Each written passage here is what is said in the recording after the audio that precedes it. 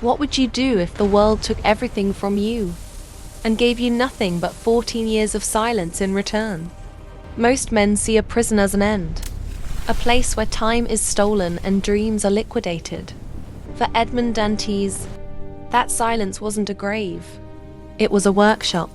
In the suffocating dark of a dungeon, he gained the one thing the world couldn't steal. Time. Time to think. Time to learn. Time to transform. While his enemies were drinking wine in the sunlight, he was becoming a master of the dark. 14 years later, he didn't just walk out of that prison. He emerged as a ghost with a bank account. He returned not as a victim, but as a god of gold and gravity. A man who could buy a kingdom just to watch it burn. He had a single terrifying purpose: justice, or so he thought. But as he was about to learn, wealth doesn't just change your life. It tests your soul. Before the legendary treasure of Sparta, there was a far more valuable discovery. It didn't happen on a desert island or in a sunken ship. It happened in the suffocating dark of a prison cell. Before Edmond Dantès ever touched a gold coin, he had to find the treasure of the mind. Locked away in the Château d'If, Dantès met the Abbé Faria, a priest the jailers called mad. But Faria held a secret more powerful than any map. He didn't give Edmond a shortcut to wealth. He gave him a map to meaning. Day after day, in the dirt and the silence, the priest poured his life's work into the younger man. Languages to bridge cultures, mathematics to calculate risk, the cold philosophy of power to understand how men are moved. He wasn't just teaching a prisoner, he was building a king. There is a lesson here that most people miss in their rush to the top. Most people chase the harvest before they've ever cleared the land. They want the fruit, but they despise the soil.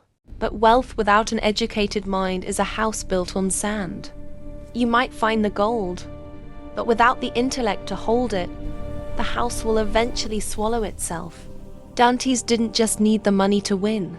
He needed the mental infrastructure to ensure he never lost it again. To build a life that lasts, you must follow the Count's order of operations. First, identity. You must become the person capable of holding wealth. If you are small-minded, money will only make your world smaller. Second, intellect. You must understand the systems of the world. You have to know how power flows, how markets move, and how human nature reacts. Third, income. The gold is simply the scoreboard. It is the natural result of the first two. If you have the identity and the intellect, the income is inevitable. When Edmond Dantès finally escaped that prison, he didn't just have a map to an island. He had a map to the world. He was no longer a sailor with a dream. He was a master with a plan. Remember, the treasure isn't what you find. The treasure is who you become. When Edmond Dantès finally struck the gold in the heart of the Monte Cristo grotto, it wasn't just money. It was a blinding, suffocating light. It was beyond imagination. Mountains of ancient coins, piles of emeralds that glowed like feline eyes, and diamonds the size of a man's fist. In that moment, the prisoner died and the Count was born. He moved through Europe like a storm. He didn't just enter a room. He owned the building. He bought islands to hide his secrets. He bought kingdoms to command respect. He bought people. Think about that. With enough gold, he could buy the loyalty of a general, the silence of a judge, and the soul of a servant. He was no longer a man. He was a force of nature. He could shape lives, destroy reputations, control the very weather of the social world. And for a while, it felt like victory. But here is the jagged truth about money. The part they never tell you in the dreams of wealth. Money does not change your DNA. It just gives you a louder microphone. If you are a builder, money gives you the tools to create a city. But if your heart is bitter, if your soul is poisoned by a dungeon cell, then wealth doesn't make you a savior. It makes you a tyrant. It takes the small sparks of your resentment and pours gasoline on them until they are a wildfire.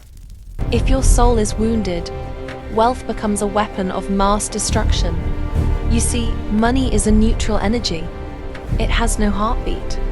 It doesn't care if it's building a hospital or funding a massacre. It will fund your heaven, or it will finance your hell. The Count had all the money in the world. He had the finest silks, the rarest wines, and the fastest ships. But every night, when he closed his eyes, he wasn't in a palace. He was back in the dirt of the Chateau d'If. All that gold couldn't buy him 1 minute of genuine peace. He thought the treasure had set him free, but he was still a prisoner. Only this time, the walls weren't made of stone. They were made of gold, and the jailer was his own rage. Look at the world around you. Everyone is running. Everyone is shouting. Everyone is desperate for the now.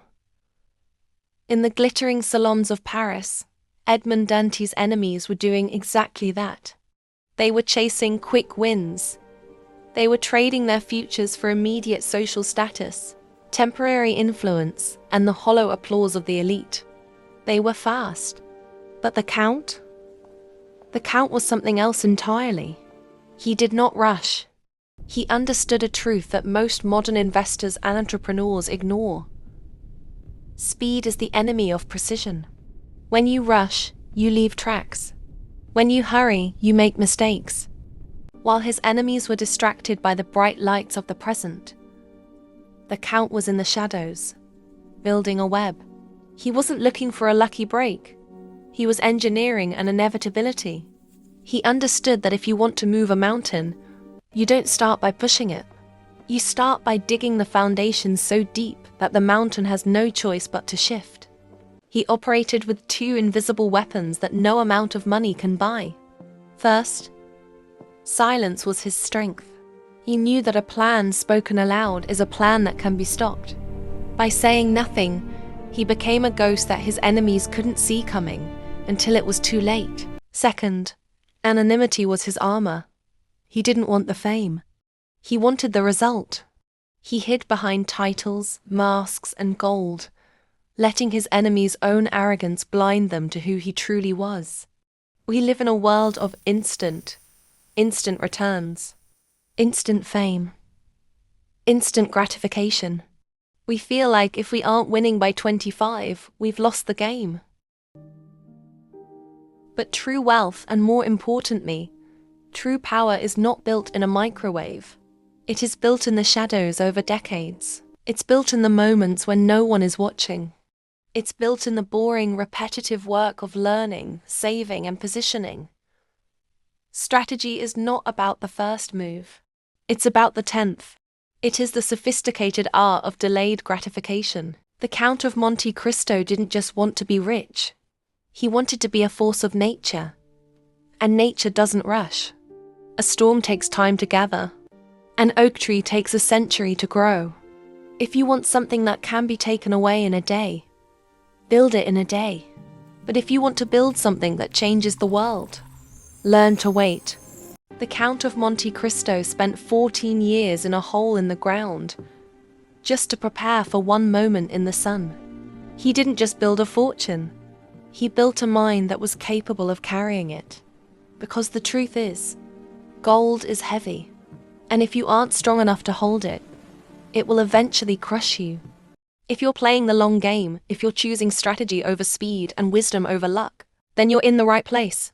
Hit the subscribe button to join a community that understands that the greatest asset you will ever own is the one between your ears. I want to hear from you. The Count's greatest weapon was his patience. What's yours? Comment strategy below if you're building for the decades, not the days. I'll see you in the next one.